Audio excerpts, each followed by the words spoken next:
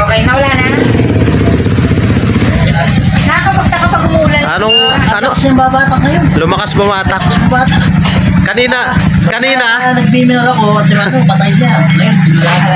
Okay na. Okay, boss. Oh, yan, Dayo from Palian, Hermosa, Bataan.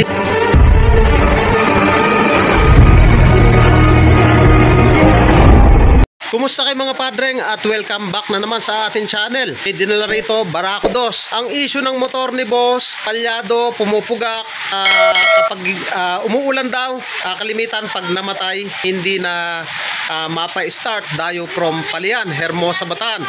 Napaka-importante mga padreng na bago natin simulan yung ganitong issue, dapat malaman natin kung ano nga ba yung dahilan talaga o nararamdaman ng customer, kaya interview natin. Boss, bali ano yung pinaka-issue nito? Kuwan po boss, papatay-patay siya. Patay-patay, madalas yun. May ilang buwan na yun o ilang linggo? Kuwan lang no, pag umuulan. Pag umuulan, madalas na ganon. So, hindi na matino, lalo na umuulan. So, sinasabi ni boss, lalo na pag umuulan, madalas na mamatay. Tapos, sinasabi ni ma'am na parang umaamoy daw ng gasolina.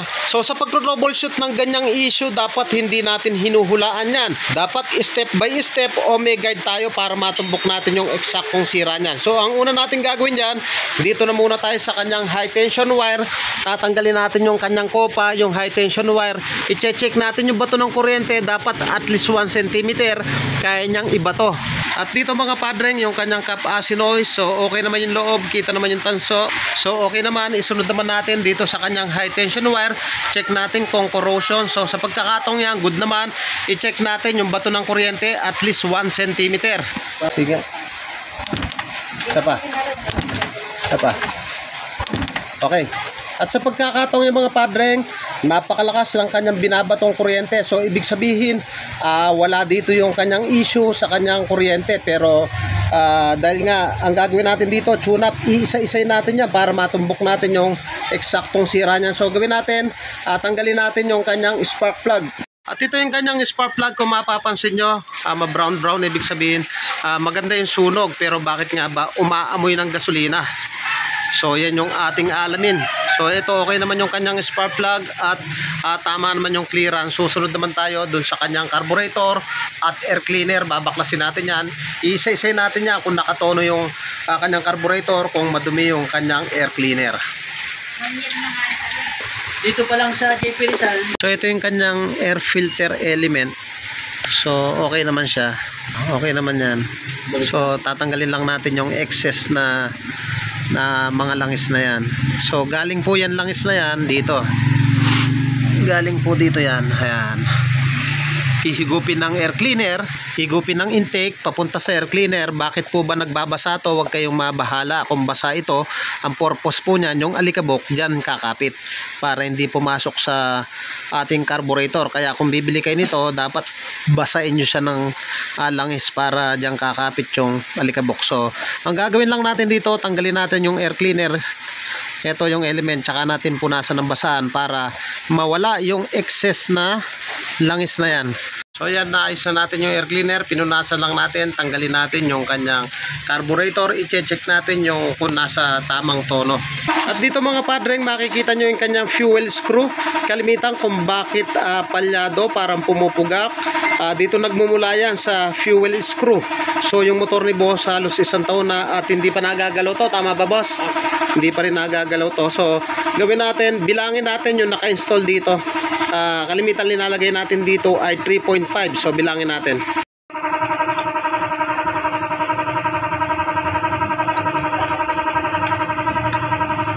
Oh, ayaw pumihit, ibig sabihin stock up. Ayan o, huwag na natin pipilitin yan. O, hindi na mapahit o. So ibig sabihin, ayun o, pumit na. Pero mahigpit siya. Huwag na. So tanggalin natin, buksan natin. Yung carburetor, may napapansin ba kayo sa kanyang float? Yung kanyang float masyadong nakadukdok. So ibig sabihin maraming gas yung papasok, kaya nangangamoy gasolina dahil nga marami yung pondo ng gasolina doon sa kanyang carburetor. Dapat po yan naka-level yan, ganyan o. Ayan, nakaganyan dapat yan. Tingnan nyo, pansinin nyo, nakadukdok. So, ang gagawin natin dyan, iaangat natin to yung gitna. Itutulak natin. Tutulak pala para umangat yung floater. So, yung mga padre nga na sinasabi ko, dapat yung floater na yan, naka-level kanina, nakadukduk masyado yan. So, nag-adjust lang tayo dito dyan sa gitna. So, tinulak lang natin. So, okay. Natapos dito sa kanyang fuel screw, hindi na namin matanggal at parang stock up na.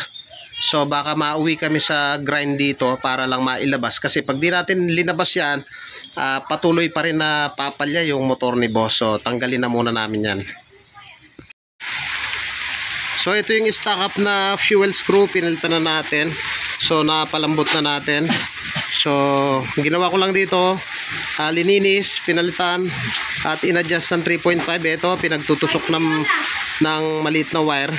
Tapos yung floater, tinama natin yung level. So pwede na nating ibalik to.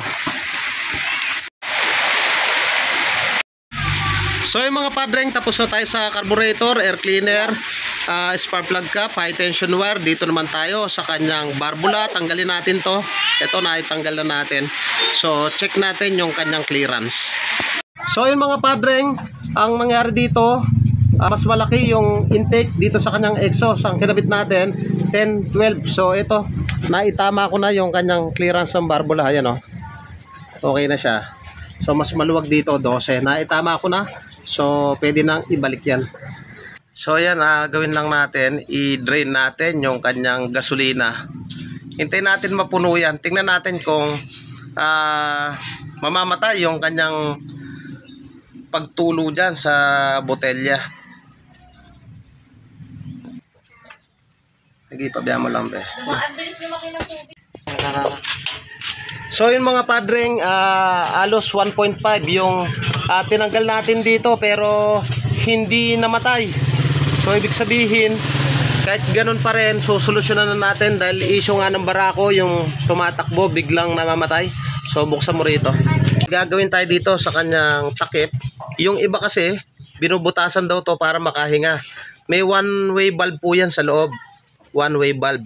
So ang gagawin natin doon, tatanggalin na natin yon. So hindi naman nakaka-apekto sa performance yon. Ang purpose noon, pinapasukan ng hangin. Ngayon, pag humigop na ganyan, minsan nagbabara yon, yung one-way valve na yon. Nahirapan ng humigop ng hangin. Parang katulong nun yung breather hose. Kaya sisilipin din natin. Tanggalin mo to yung dalawa. O tanggalin lang natin to yung 3 tornilyo. Angat mo dahan-dahan. Dahan-dahan lang. Okay. Tornilyo. Angat mo to. Dahan-dahan. Okay. Sumabog. Sige, okay lang yan. Spring yan, ha. Ito.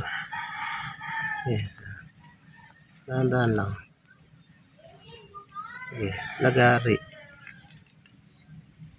Yan, sige, tanggalin mo yan. Nakikita mo yon. Ayan, ayan yung one-way valve. Kumuha ka ng grasa. Sige, dikit mo yan. Ito. Pag ganun, patayo. Kukunin mo yan, ayan. Di ba?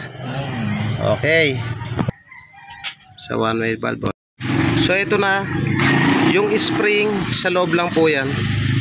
Yan, yung spring sa loob. Tapos ipatong lang natin ito. Ayan, itong ayan yung bilog na yan, dapat ganyan ang kabit. Ayan, ganyan ang kabit. Ayan, okay na. Pwede na nating ibalik. Tapat mo lang. Ayan, tapos silak lang natin. So yan, nakabit na natin. Tinanggal na natin yung kanyang one-way valve. Ngayon sinasabi nga ni boss, ipakiyan mo nga ba, pitin mo. Dapat gagalaw po yan. Ayan, okay, so good. So sinasabi din ni boss na kapag umuulan, yun nga, namamatay. Pag umuulan lang naman, so marami na ako na-encounter nito, pero inayos na rin natin yung kanyang tangke. Tapos checkin na rin natin yung kanyang breather sa ilalim. Pero dun tayo sa focus sa pag umuulan lang. Syempre yung dinadaanan, basayan, natatalsikan ng tubig. So, ang tanong, alin ba yung pwedeng mamatay yung makina pag nabasa? So, ito, pansinin nyo yung hose na yan.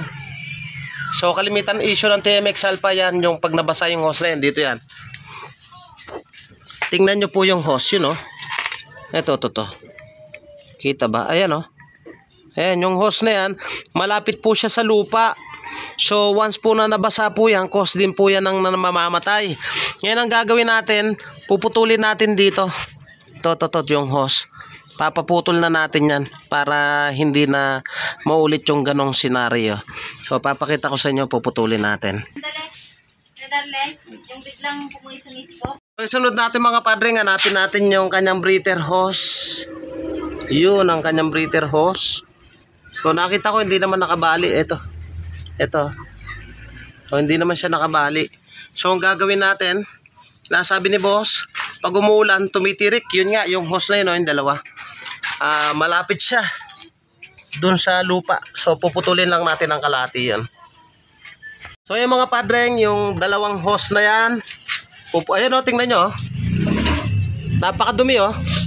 So, lalo na sa putikan, nag-uulan. Ayan o. So, pag nakalangan po yan ng tubig na pasukan, minsan hindi makahinga yung ating carburetor. So, ngayon, pansinin nyo rito, madumi ang garito. So, ang tabas natin dito sa kalahati. Ayan, tabasan mo ng kalahati. Iputulan mo kalahati. Yung walang dumi. Ayan.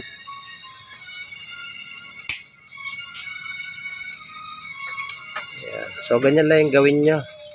So, issue ng TMX Alpha yung ganyan na pag daw umuulan, patirik-tirik.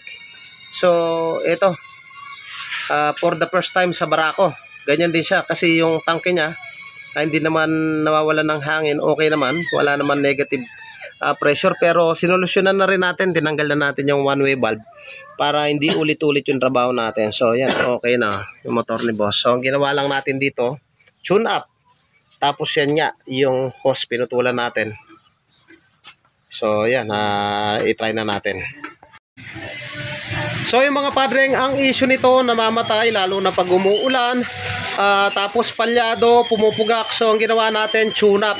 So, sa tune-up, hindi lang tayo nag-adjust ng barbula. Lahat po yan, sisilipin natin. Nakita natin yung floater, wala sa timing. Yung kanyang fuel screw, stack up. Yung barbula, mali yung adjustment. Mas maluwag yung intake. So, mali po yon. So, ngayon, itry natin paandarin. Pakistart mo nga.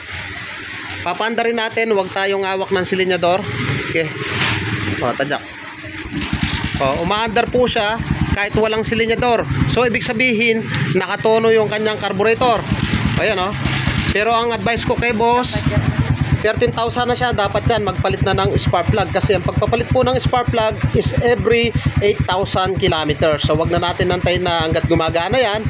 May pagkakataon po yan na pwede kang itirik yan dahil na-reach niya na yung maximum na kilometer reading. So, yan, oh, itry natin sa starter. Start mo nga. Okay. Ayan, oh. Try natin biritin. Ayan, oh. Napakaganda ng RPM. Ngayon, ang gawin natin, si boss, nung pagpunta niya rito, talagang gigil na gigil daw siya para mawala daw yung palyado. Marami nagsasabi sa tangke daw. So, hindi dapat ganoon. Dapat step by step talaga. So, gawin natin. Pa-test drive natin kay boss. Muna tayo, Dayo from Palian, Hermosa, Bataan. Ayan, oh. Shout out sa Palian Toda. At nice ko din i-shout out taga Pilar, Bataan. Shout out kay Sir Ramil Venezuela. Shout out sa iyo, boss. At maraming salamat sa walang sawang pagsuporta. God bless po sa inyo. Okay na, wala na? Nakakapagtaka pag umuulan. Ano? Kasi yung babatak ngayon. Lumakas bumatak. Kanina Nagbiminar ako at diba patay niya. Ngayon, wala. okay na. Okay, boss. Ayan, Dayo from Palian, Hermosa, Bataan. Ayan, mga padreng, kung nagustuhan mo yung ganitong tutorial at bago ka pa lang sa akin channel, huwag niyo pong kalimutan na paki-like, paki-subscribe at paki-hit na rin po yung notification bell para updated po kayo sa mga videos na kagaya nito. Thank you po sa inyo. God bless at mabuhay po kayo.